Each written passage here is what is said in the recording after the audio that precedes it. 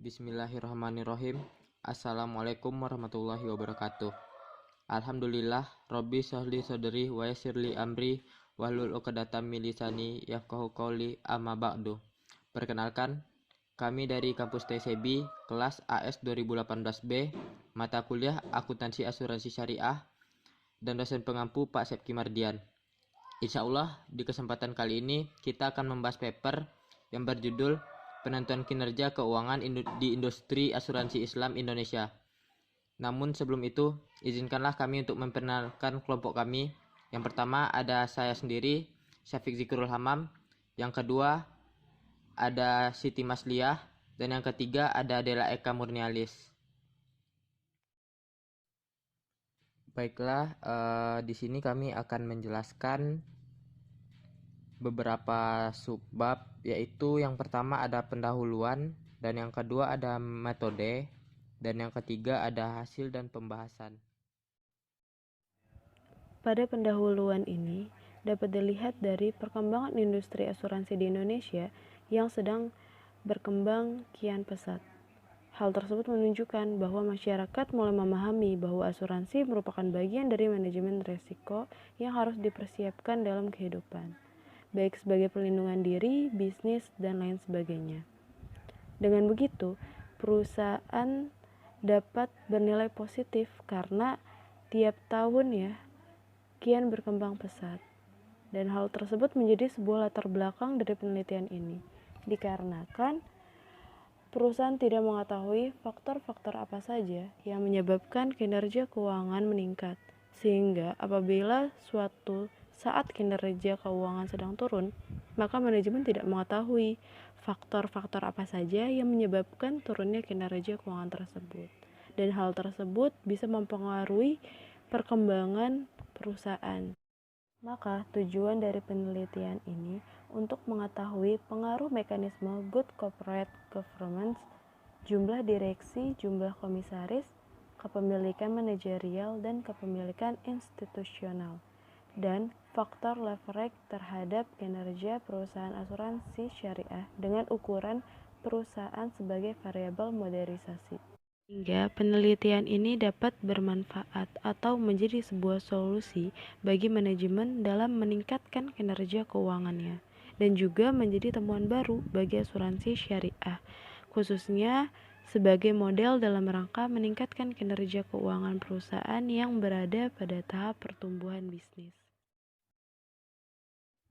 Selanjutnya, faktor-faktor yang mempengaruhi kinerja keuangan. Yang pertama, ada good corporate governance.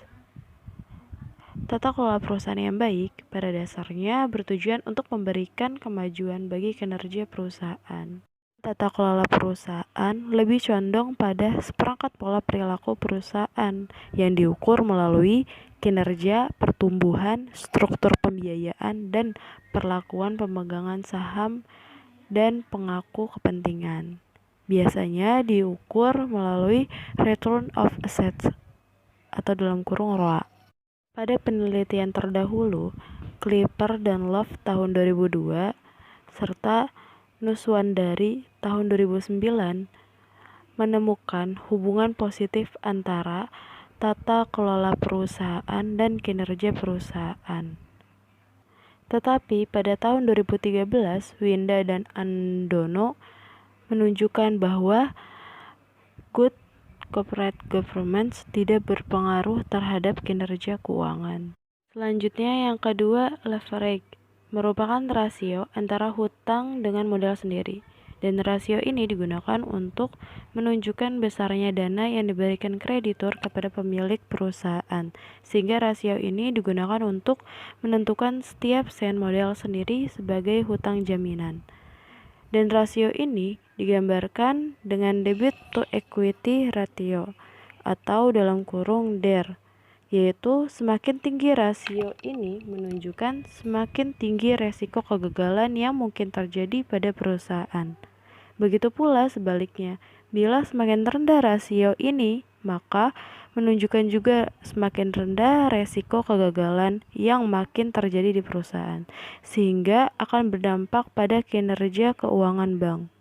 Penelitian terdahulu, yaitu oleh Usman tahun 2003 dan Tobing tahun 2006, menyatakan bahwa leverage ratio berpengaruh positif terhadap tingkat profitabilitas. Sedangkan tahun 2012, Stein menyatakan bahwa debit to equity berpengaruh signifikan negatif terhadap profitabilitas. Selain dari kedua faktor tersebut, peneliti beranggapan bahwa ada faktor lain yang mempengaruhi kinerja keuangan perusahaan yang patut harus diperhatikan, yaitu ukuran perusahaan. Digunakan agar dapat membedakan karakteristik dalam memprediksi kinerja keuangan perusahaan. Selanjutnya, metode penelitian. Dalam penelitian ini, populasi yang diambil yaitu perusahaan asuransi sektor syariah di Indonesia pada tahun 2011 sampai 2014. Adapun metode yang digunakan dalam penelitian ini yaitu purposive sampling, di mana metode ini digunakan untuk memilih sampel yang akan digunakan dalam penelitian perusahaan asuransi syariah yang menjadi sampel penelitian sebanyak 15 perusahaan di Indonesia. Dan analisis yang dipakai yaitu analisis regresi dan analisis regresi moderasi atau MRA, di mana analisis regresi ini digunakan karena dapat menyimpulkan variabel independen yang digunakan secara parsial maupun simultan. Sedangkan analisis regresi moderasi atau MRA menunjukkan arah hubungan antara variabel independen dan dependen. Baiklah, selanjutnya kita masuk ke hasil dan pembahasan. Yang pertama, direksi tidak berpengaruh terhadap kinerja keuangan perusahaan asuransi syariah di Indonesia. Yang kedua, Dewan Komisaris berpengaruh positif terhadap kinerja keuangan perusahaan asuransi syariah di Indonesia. Yang ketiga, kepemilikan manajerial berpengaruh positif terhadap kinerja keuangan perusahaan asuransi syariah di Indonesia. Lalu yang keempat, kepemilikan institusional berpengaruh positif terhadap kinerja keuangan perusahaan asuransi syariah di Indonesia. Yang kelima, leverage berpengaruh negatif terhadap kinerja keuangan perusahaan asuransi syariah di Indonesia. Lalu yang terakhir, ukuran memperlemah hubungan antara jumlah direksi dan leverage terhadap kinerja keuangan perusahaan asuransi syariah di Indonesia. Mungkin itu saja yang dapat kami sampaikan, terlebih dan kurang mohon dimaafkan. Assalamualaikum warahmatullahi wabarakatuh.